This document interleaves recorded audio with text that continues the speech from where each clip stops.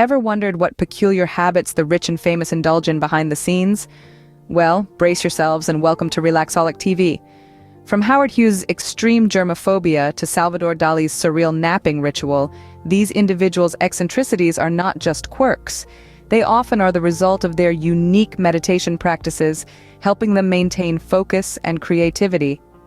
These eccentric habits offer us a unique, often hilarious insight into their personalities. Unconventional coffee preferences and peculiar napping rituals. There's a world of intriguing eccentricities out there. So, buckle up and prepare to be fascinated as we dive into the eccentric habits of the rich and famous. First up, we have Howard Hughes, a man known for his extreme germophobia. Now, when we say extreme, we're not talking about your average hand sanitizer in every pocket kind of guy. No, Hughes was in a league of his own. This businessman turned Hollywood producer turned aviation tycoon was so fearful of germs that he spent the last 2 decades of his life as a virtual recluse. His fear drove him to adopt some truly extraordinary sanitary routines. For instance, he had a penchant for using tissues to pick up objects, creating a barrier between him and the potential germy world. He even went so far as to demand that his aides cover their hands with paper towels before serving him his meals. Hughes's unique habits didn't stop there. He also insisted on using only his own set of cutlery, which had to be cleaned with hot water multiple times before he would even consider using them. His determination to avoid germs was so intense that he moved into a hotel, only to buy it later when they tried to evict him for his bizarre behavior. Hughes certainly took cleanliness to an entirely new level. Next, we explore the peculiar napping ritual of Salvador Dali. Now, everyone loves a good nap, but Dali took it to an entirely different level. His method was anything but ordinary. He would sit in a chair, holding a spoon over a metal plate. As he drifted to sleep, the spoon would inevitably slip from his fingers, clattering onto the plate and jolting him awake. This method, known as hypnagogic napping, allowed Dali to tap into the surreal, dreamlike state right before deep sleep. It was during this brief period of semi-consciousness that Dali believed his mind was at its most creative, able to conjure up the bizarre and surreal images that populated his paintings. So, while most of us use naps as a way to recharge and refresh, Dali turned his into a tool for his art. He was, after all, a man whose entire life was dedicated to the pursuit of the extraordinary. Dali's napping ritual is as surreal as his artwork. Ever thought of buttering your coffee? Marlon Brando did. Yes, you heard that right. The legendary actor had a peculiar liking for buttered coffee. Most of us can't even imagine adding a dollop of butter to our morning brew, but for Brando, it was a daily ritual. Brando's choice of beverage was as distinctive as his acting skills. He believed in breaking the norms, not just on the silver screen, but also in his kitchen. His unconventional coffee preference was a testament to his eccentricity. He declared that the butter added a rich creaminess to the coffee, enhancing its flavor and making it more satisfying. The idea of buttered coffee may be a little hard to swallow for some, but it's a popular trend in some parts of the world. Whether it's a culinary delight or a quirky habit, no, one thing's for sure, Brando's coffee habit is certainly not for the faint-hearted. Queen Elizabeth I had a strange affinity for a dangerous substance. Indeed, the Virgin Queen, renowned for her fair complexion, was enamored with a beauty regimen that was more perilous than it appeared. She regularly adorned her face with a makeup concoction known as Venetian ceruse. The primary component? Lead. Yes, that's right. The same metal we now know to be highly toxic was a staple in the royal beauty routine. Despite the health risks associated with lead exposure, which include neurological damage and even death, Elizabeth I was undeterred. Her devotion to maintaining her porcelain-like appearance was unwavering. The lead-based makeup, combined with vinegar, would be applied to the skin, creating a stark white canvas that was highly sought after during the Elizabethan era. It was a symbol of nobility and purity, a testament to the wearer's high social standing. But as we now know, beauty is more than skin deep, and the harmful effects of the lead were not just superficial. Over time, the toxic substance caused severe skin damage, and ironically, more makeup was needed to cover the blemishes it created. Beauty, it seems, had a high price in Elizabethan times. Our next eccentric habit belongs to Andy Warhol, the hoarder. Now, you might associate hoarding with piles of old newspapers and cluttered living rooms, but Warhol's hoarding was of a different kind. This pop art maestro had an insatiable appetite for collecting various objects, from cookie jars to antique furniture. But here's the twist. Warhol's hoarding habit wasn't just a personal quirk, it was an integral part of his artistic process. He saw beauty in everyday objects, and his collections often became the subjects of his artwork. Take his famous Campbell's soup cans series, for instance. Warhol didn't just paint soup cans, he collected them, studied them, and reimagined them in his unique artistic style.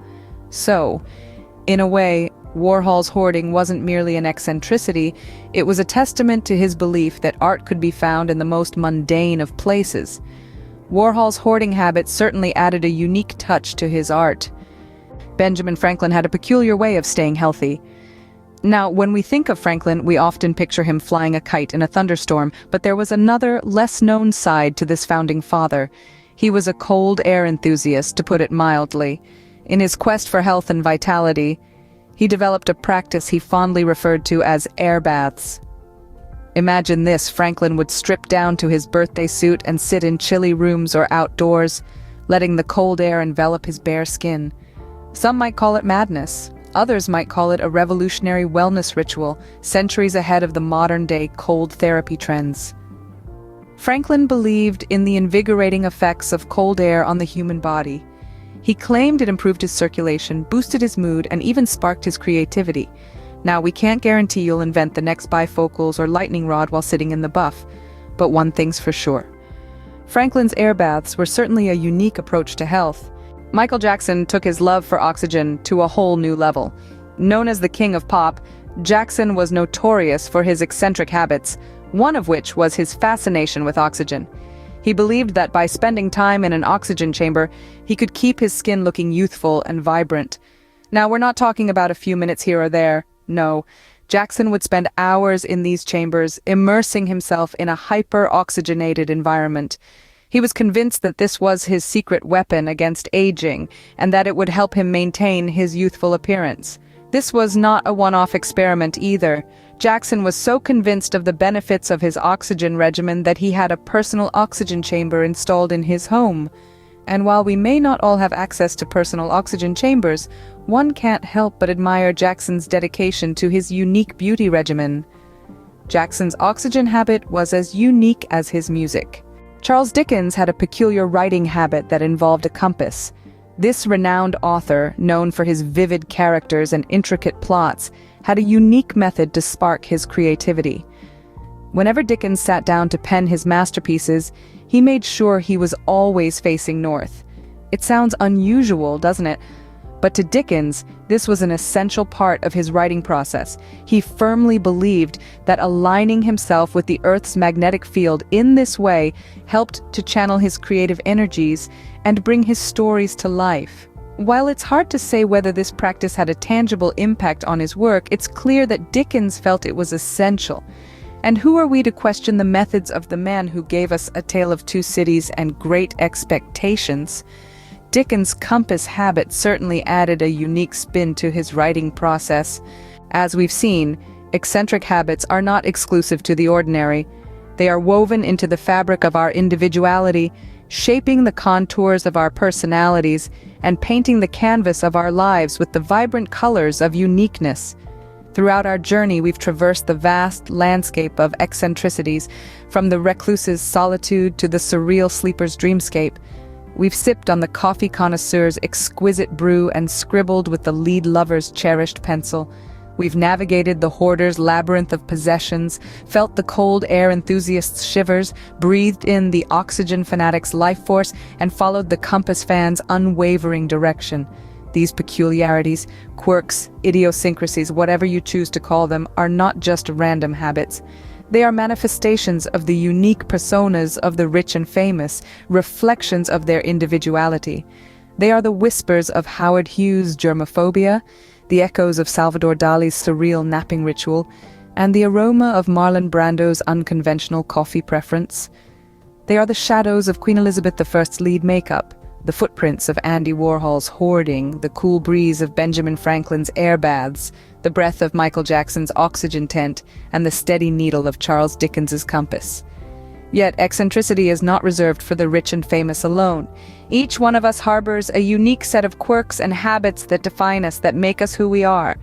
They are the invisible threads that weave the tapestry of our individuality, the silent notes in the symphony of our existence. So let's celebrate these oddities, these quirks, these eccentric habits. Let's embrace them, for they are the essence of our uniqueness. They are the silent storytellers of our lives, the unsung heroes of our individuality. They are the spice in the soup of life, the rhythm in the symphony of existence, the colors in the rainbow of humanity. Embrace your own eccentricities, for they make you unique. Fascinated by the eccentric habits of the rich and famous? Dive deeper into the intriguing, peculiar, and often humorous world of the wealthy and influential. From their unconventional routines to their unique quirks, there's always something new to discover. So, why not take this journey with us?